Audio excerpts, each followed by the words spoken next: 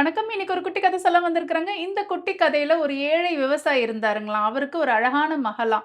அந்த மகளுடைய அழக பார்த்து அத்தன பேருமே அப்படியே அசந்து விழுந்துருவாங்களாம். அந்த மாதிரி அழகுங்களாம்.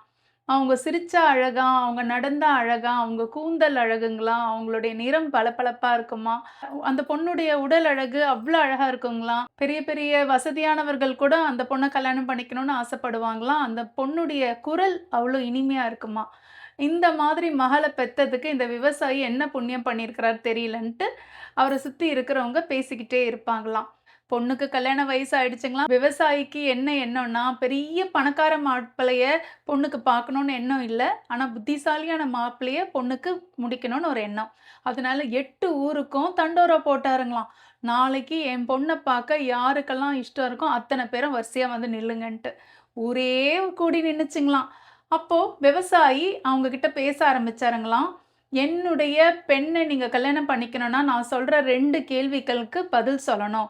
அப்பதான் உங்களுக்கு என் பொண்ண கட்டிக் குடுப்பேன்னு" சொல்லிட்டாருங்களாம். என்ன கேள்வி விவசாயி கேட்பாரோன்னு எல்லாரும் ஆர்வமா இருந்தாங்களாம். அந்த பொண்ண கல்யாணம் பண்ணிக்க வந்த அத்தனை பேருமே பெரிய பெரிய பணக்காரர்கள், அழகானவர்கள். பார்க்கவே அந்தஸ்தா இருந்தாங்க. இத்தன பேருமே பொறுமையா அந்த பொண்ணுக்காக வரிசையில நின்னாங்க. விவசாயி கேள்வி கேட்க ஆரம்பிச்சாருங்களாம். முதல் கேள்வி, "உலகத்திலேயே இனிமையான பொருள கொண்டு வரணும். அதே மாதிரி உலகத்திலேயே கசப்பான பொருளையும் என்கிட்ட கொண்டு வந்து காட்டணும்." அப்படின்னு சொன்னாருங்களாம். "இதுக்கு 1 நாள் உங்களுக்கு அவகாசம்னு" சொன்னாருங்களாம். வந்தவங்கலாம் அலறி அடிச்சுக்கிட்டு, இந்த 2 பொருளையும் கொண்டு வரதுக்காக அவங்கவங்க ஊர நோக்கி ஓடுனாங்களாம். மறுநாள் போட்டி தொடங்குற நேரம், அத்தன பேருமே அந்த விவசாயி வீட்டுக்கு முன்னாடி வந்து நின்னாங்களாம். ஒவ்வொரு ஆளா அவங்க எடுத்துன்னு வந்த விஷயங்கள காட்டுனாங்களாம். நெறைய பேரு இனிப்பு பொருட்கள கொண்டு வந்தாங்களாம். நெறைய பேரு கசப்பான பொருட்கள கொண்டு வந்து காட்டுனாங்களாம்.